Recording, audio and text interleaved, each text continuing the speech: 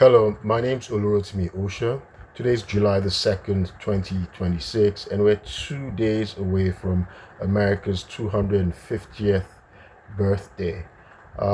Today, I want to discuss the ostensible philosophical debate between uh, Thomas Jefferson, the drafter and author of the Declaration of Independence, and John Adams, right, who was also a member of the Committee of Five that drafted the Declaration of Independence. So there's supposed to be have been this philosophical debate over the use of the word inalienable versus what made it into the Declaration unalienable.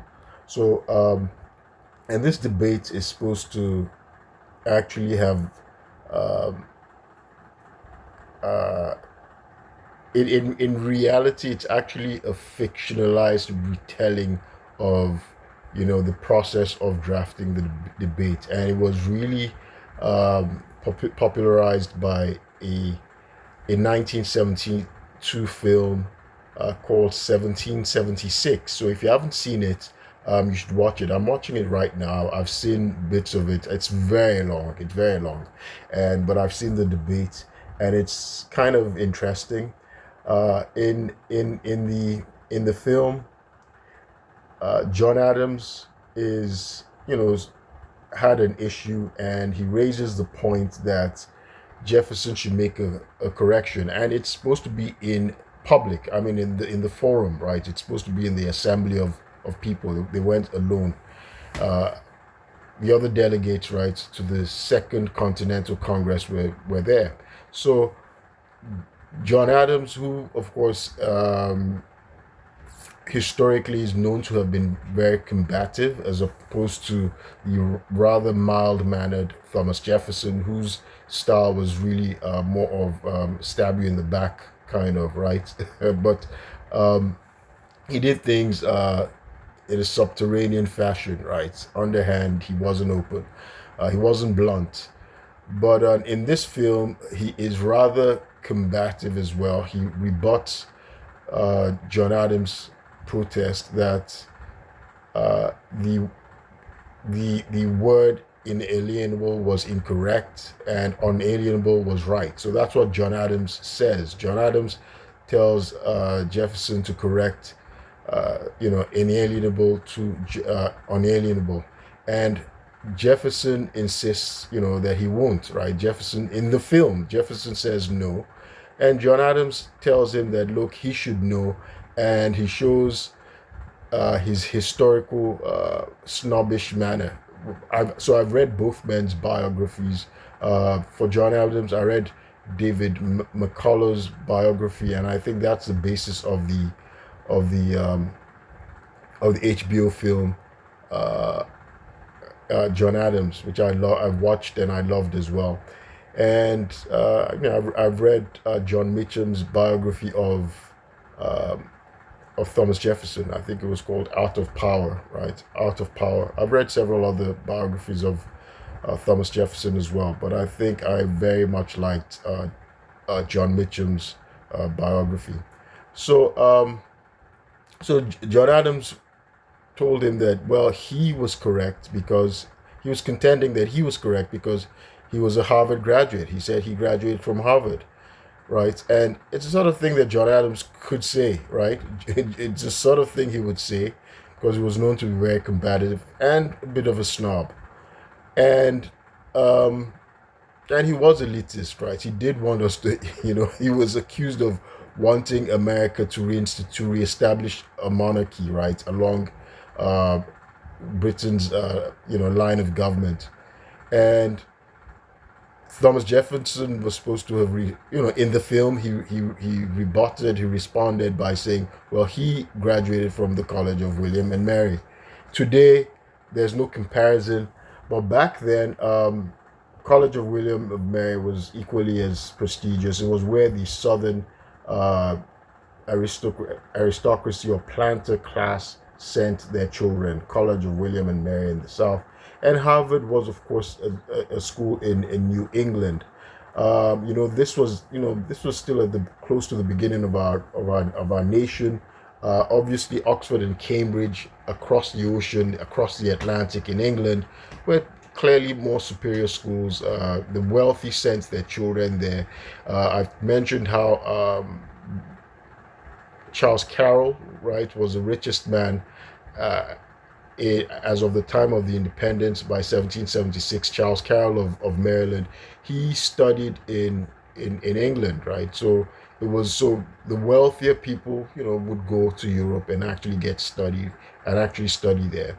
But of course, it was a death voyage traveling the Atlantic. So it wasn't very, because shipping was not as advanced. The vessels we had then were were pretty much, archaic, and they couldn't really withstand they weren't guaranteed to withstand the storms, uh, the stormy voyage across the Atlantic. So there were schools that were doing very well, and College of William and Mary was the most prestigious school in the South.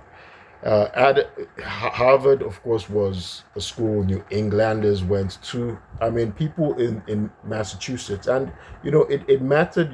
Geographic, your location mattered, right? People in New York would send their kids to Columbia. Then it was called King's College, right? And people who were in Massachusetts sent their kids to Harvard, right? So that was just how it was.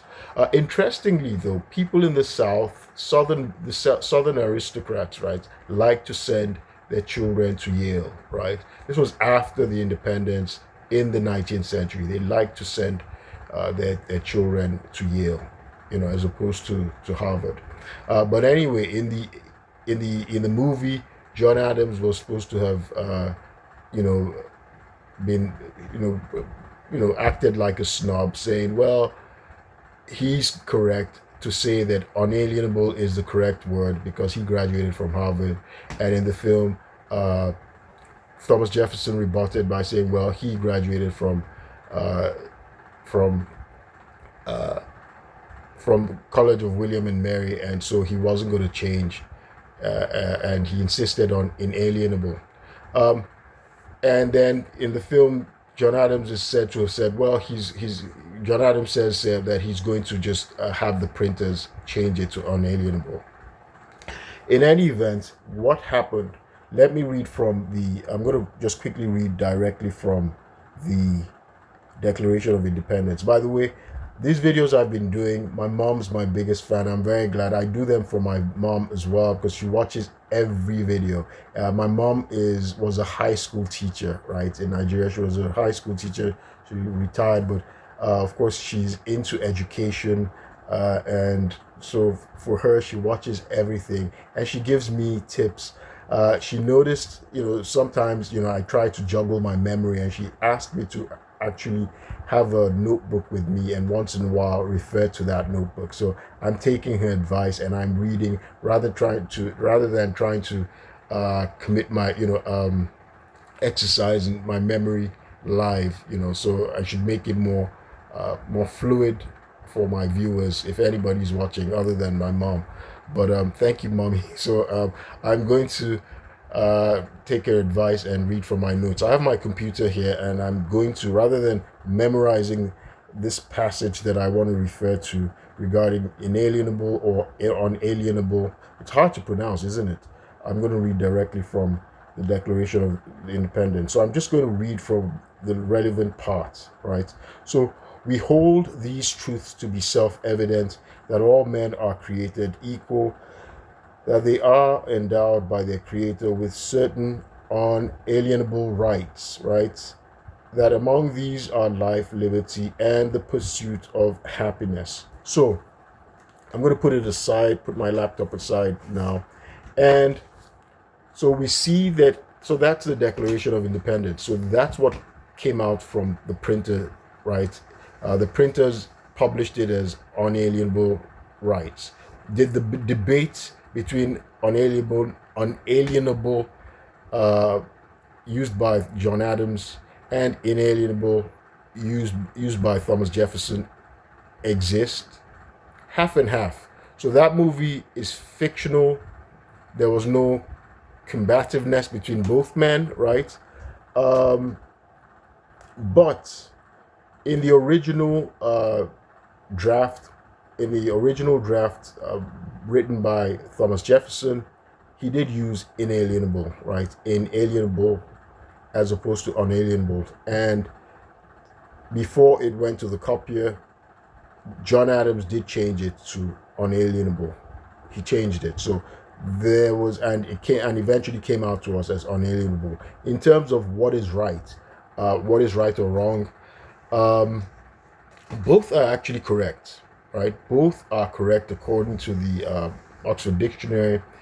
And however, the difference is inalienable is a more modern use of the word. They mean the same thing, right? Unalienable, they refer to the fundamental rights. That's what the author Thomas Jefferson was referring to, and their fundamental rights. But unalienable or inalienable, they both mean the same thing. They mean uh, cannot be denied, cannot be removed, cannot be transferred, right? They're undeniable, they're non-transferable, uh, and they can't be removed, right? So he was talking about rights that are fundamental, that we're born with. And I read them in the Declaration. It was life, liberty, in pursuit of happiness, right?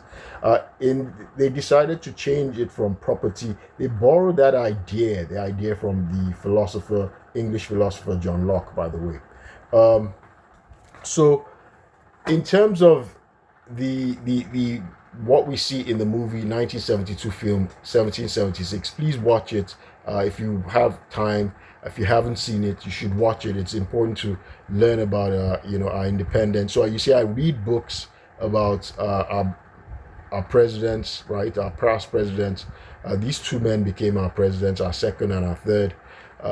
But also, any Hollywood version, any other literature, it's interesting. By the way, I didn't go to Harvard, but I did graduate from Columbia University, right? Which my favorite founding father is an alumnus of, and that's Alexander Hamilton. Now, he wasn't in the Second Continental Congress, but I could tell you that the open debate and argument is false. It's mythical. It's a Hollywood retelling. It's as they call it, it's creative liberty, right? Part of the creative liberty of Hollywood. By the way, there was a Broadway musical of this film, which was done in 1772 as a film, Hollywood film. The movie is called 1776. So it was from a popular Broadway musical in 1969. So that argument did not happen. In fact, John Adams and Thomas Jefferson were, of course, the best of friends, right? They were BFFs. After they became rivals for the position of president, they became enemies and stopped talking for a long time. But after they were reconciled by their mutual friend, the founding father, and said to have been America's first psychiatrist, Dr. Benjamin Rush of Pennsylvania, he would reconcile them, and they would famously write their great letters, their correspondence after their retirement. And of course, we have the archives of their mind, their thoughts, and their friendship. So they were actually friends at this time. They were close collaborators, and they were both members of the Committee of Five. The Committee of Five was established by the Continental Congress, right? The Continental Congress on June the 11th, right? June the 11th, 1776, with this purpose of writing the Declaration of Independence. They wanted to make it formal. So the Committee of Five consisted of course, Thomas Jefferson, who represented Virginia, the delegate from Virginia, and John Adams from Massachusetts, Roger Sherman, a lawyer from Connecticut, and Benjamin Franklin, who was the only person in the committee who wasn't a lawyer. And there was the fifth person, was Robert R. Livingston, who was also a lawyer from New York. He was the chancellor, and he was the first person to swear in,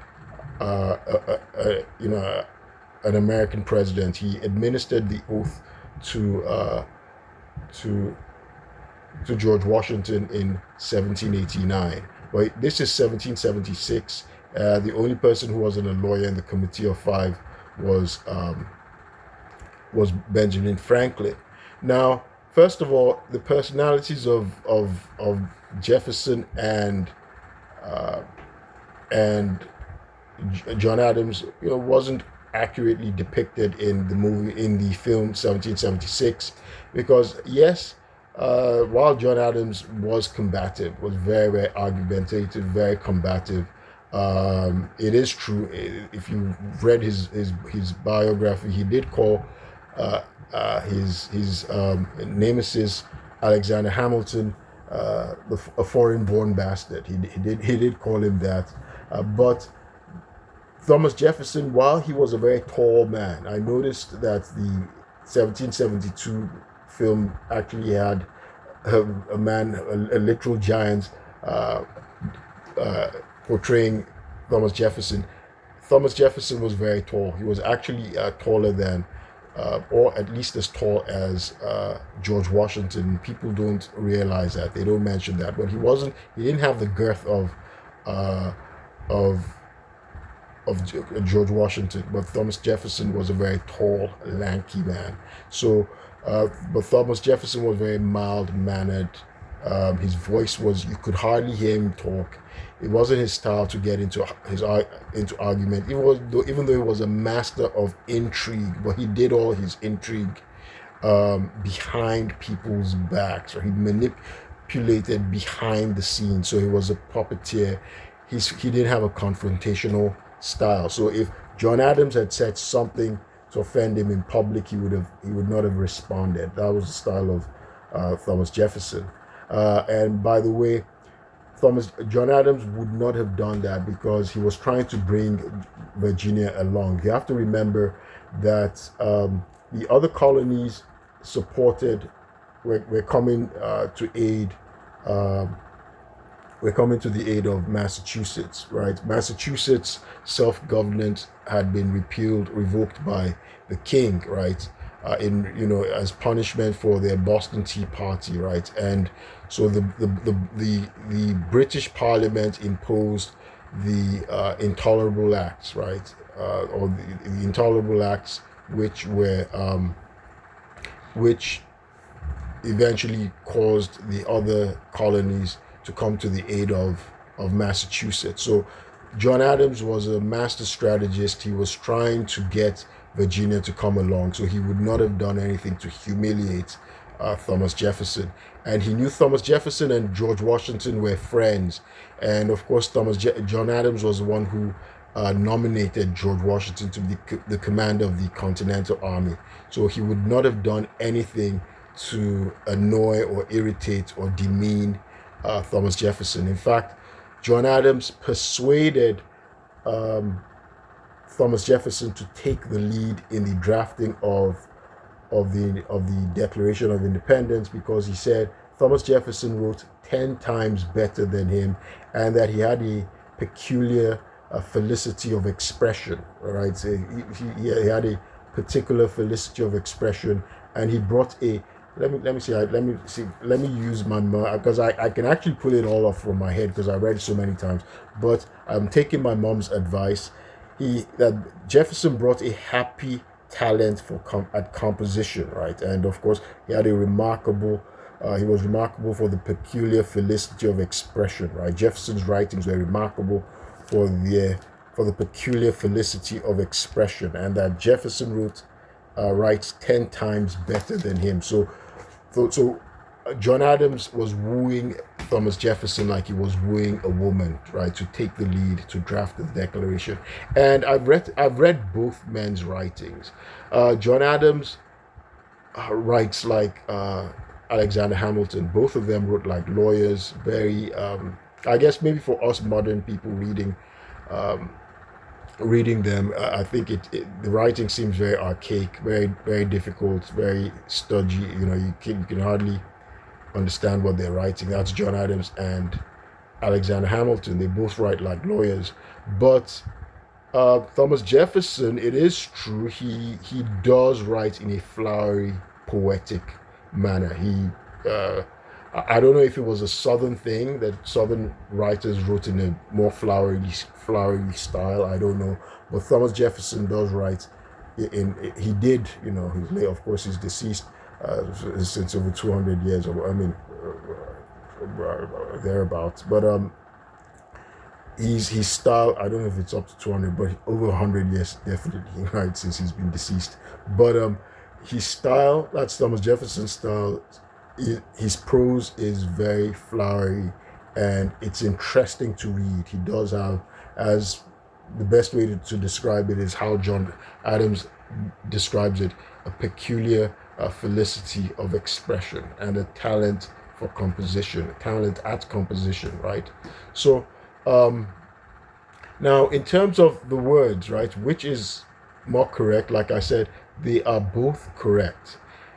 In the 18th century, both of them were used interchangeably, right? They were used interchangeably, but unalienable is a more ancient expression. It's older, right? So inalienable had just started to come into use. So you notice that words become obsolete, right? They change and they become obsolete. So inalienable in our modern times is more common, right? It's more appropriate to use inalienable. People wouldn't say unalienable anymore.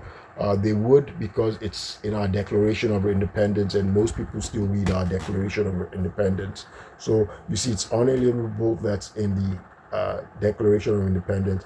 Yes, John Adams did change it. The original parchment which is still available in the archives in Massachusetts or somewhere, right, was written by Thomas Jefferson as inalienable, right? So, funny enough, he was using the more modern word, right? So John Adams used the older word. So unalienable, they mean the same thing, but unalienable is an older word, right? Its use is much older, and then it was starting to change to inalienable. So there you go. That's it. And just to remind you, who established the Committee of Five? It was the Second Continental Congress, and that was they were sort of the de facto government. They were provisional government, so they were the Second Continental Congress. Isn't it funny that we didn't? That when was the first? Since since we were just declaring our independence in 1776, the first was founded in 1774. So they were starting to resist that's the colonies, right? The colonies were starting to resist the British, right? The British Parliament and the Crown. So they were starting to resist the British Parliament. In reality, so you see their grievances were addressed to the king. They didn't want to offend the king. It was the British Parliament that they were actually they were up in arms against the British, because the British Parliament held the real power. By this period in the 1770s, the Britain had a constitutional monarchy, and the Hanoverian kings, right? That's the Georges. They were just figureheads, right? Because they spent most of their time in Germany, right? They were princes of Hanover. They preferred to be there, right? And so they, by this time, after the what was called the Glorious Revolution, right, which brought King William and Queen Mary as dual monarchs, right? They were joint monarchs. After they had basically kicked out James II over religion, right? They didn't want he was trying to impose Catholicism. That was the fear of the British Parliament anyway. The Parliament became more, they had their Bill of Rights, right? So before us. So the British Parliament then had more power in the government than the king. So by this time, the king was really just a figurehead. So it was a British Parliament they were really going up against. But this video has gotten longer than I planned. So there you go. Inalienable and unalienable are both correct, and they both refer to fundamental rights. But inalienable is more modern, right? So what's his name had actually been right. What's his name is rude. Thomas Jefferson. Thomas Jefferson had been right using inalienable. I guess he'd anticipated the times that inalienable would be a more modern usage of the term that refers to fundamental rights that cannot be taken away or denied. But the snobbery of John Adams as depicted in the film 1776, alluding to his Harvard education, so therefore he was more correct in using unalienable, never happened, right? It never happened. They were friends and they were great collaborators at this time.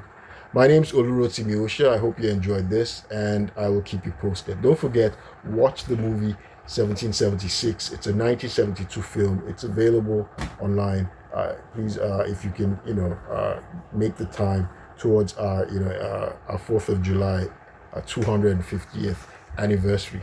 I'll keep you posted. Thank you.